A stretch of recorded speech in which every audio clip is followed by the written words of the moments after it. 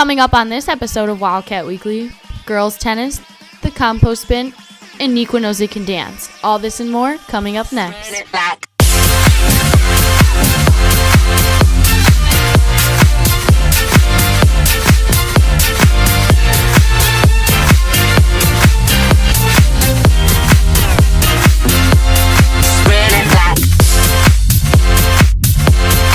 Visualize it. I'll give it something to do.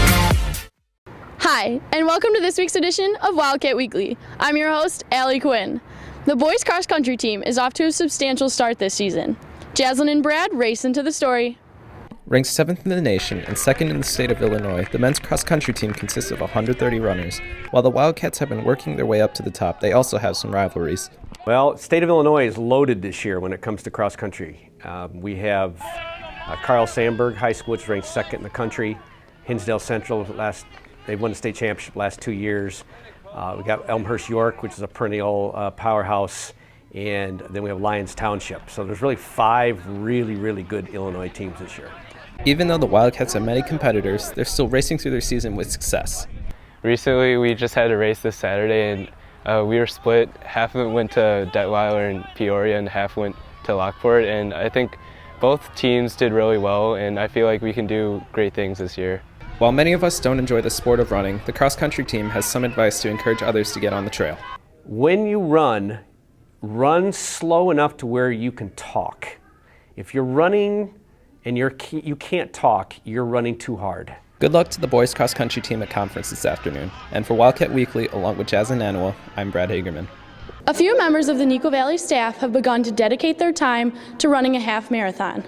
Valentina looks into the story. The Indian Prairie Educational Foundation is holding their annual marathon where Niqua alumni and staff raise money for a good cause.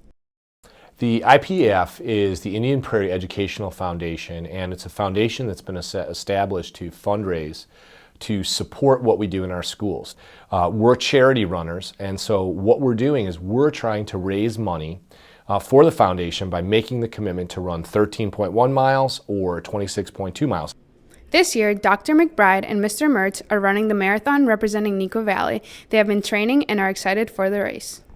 I usually determine my training runs just a day or two in advance. There are just a few things that I make sure that I do before running a marathon. The month before the marathon, I increase my miles and running time significantly. I run between 120 and 130 miles in the month. With all the proceeds coming back to Niqua, students should make sure to donate. Contributing money to IPF is very easy. There are 2 ways to do it. Number 1, there's going to be a can on select days in the student cafeteria that you could add some money to, add your change from your lunch to. And you can also donate online. Good luck to all the participants running in the marathon on November 8th. And for Wildcat Weekly, I'm Valentina Navarro. Every year, the Niqua Valley Orchesis Dance Company holds a competition called Niqua Knows It Can Dance. Emmy has the details.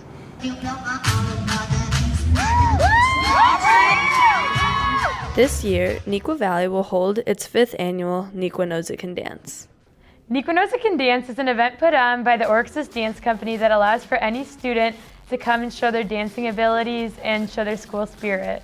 Contestants of the show have been hard at work preparing for their performance. So we got a choreographer, and she's been organizing practices where we go to the studio and we spend a couple hours of our day there after school or like on the weekend, and we just practice our dances, make sure that we have everything right so that we can win this whole entire thing. Students will be judged on their talent, school spirit, and creativity that is shown throughout their dance performance. During the competition, guest judges come to vote on the best dancer or dance crew that Niqua Knows It Can Dance has to offer, and the best dance crew or dancer goes on to perform in the Friday Night Orchestra show. Come on out to see Niqua's best dancers in the main gym on October 21st at 7 p.m. And for Wildcat Weekly, I'm Emmy Kaiser. The varsity dance team ended the 2014-2015 season with a great win. Ashley sees what the team has in store for this season. The Niqua Valley Dance Team is a year-round program that supports the Wildcat athletic teams. The varsity dancers on the 2014-2015 team were pronounced state champions in the IHSA 3A division last January. Our season is 9 months. out of the year. We start in the summer, and we have auditions then, and we have a couple camps, for home camps, getting like the bass sound, getting to know all the girls. Then after that, we start right into our football season. We don't really have like breaks in between because right after football season is our competition season. And after our competition season goes into basketball season where we perform at halftime shows. Each year, the program is fortunate enough to gain new talent to add to the program's foundation.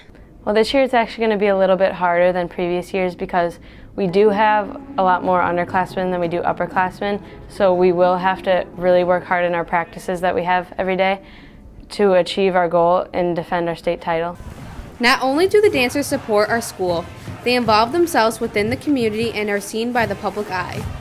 In addition to performing at Niqua sporting events, our dancers were also given the opportunity to perform at the Sugar Bowl as well as the Northwestern game. This year we attended a halftime performance along with 800 other dancers from the Midwest area. Good luck to the varsity dancers as they begin their competitive season. And for Wildcat Weekly, I'm Ashley Reuter. The girls' tennis team is off to a smashing start this season. Julia and Bailey look into the story. Throughout the season, the girls' varsity tennis team has done a lot to prepare for their matches. Well, we do a lot of conditioning because there are times we can play 4 matches a day. We do a lot of agility drills, and then the doubles players do certain doubles drills that we need that I've seen from a match before, and the singles players do specific singles drills from something I noticed that we need to work on from another match. These girls have to work extremely hard to get where they're going, and they have. They've just worked very, very hard, and now we just have to win. Overall, the team has been looking very good this year. I think we look very strong. I'm really excited about the year. Our doubles teams look good. We're getting better and better, and we've worked really hard, and our singles players have been very successful as well. Good luck to the girls' varsity tennis team this weekend at sectionals. And for Wildcat Weekly, along with Bailey Nevins, I'm Julia Hart. With Niqua Valley making more and more changes each and every year, some of our students look into how to make our NV greener. Christian has more. Last school year, a group of students and staff planned and built a compost bin to introduce Niqua Valley to a new kind of recycling. The compost bin is a new feature of Niqua Valley located outside by our greenhouse behind the science wing. We made it to collect materials from our horticulture class and the cafeteria to compost and turn into usable soil. The compost bin was built by AP Environmental Science students who graduated last year or currently seniors this year in conjunction with the science department, Mrs. Wilkins in our science department, and myself. Students can get involved in the composter by taking the materials, like for instance the fruit that they get as part of their lunch meal. If you don't eat it or you have the waste from it, you can ask the cafeteria staff to put up composting bins so that we can take it out and put it into the composter. That way you'll be adding to the material we'll use from the composter. It's time to help save our planet, Wildcats. And for Wildcat Weekly, I'm Christian Harder. Good luck to the boys golf team at state today and tomorrow as they compete in Bloomington. And also good luck to girls golfer Jessica Ewan in Decatur as she takes her 4th trip to state to hopefully bring home her 3rd consecutive state title. Thank you for watching this week's edition of Wildcat Weekly. Have a great weekend, Wildcats.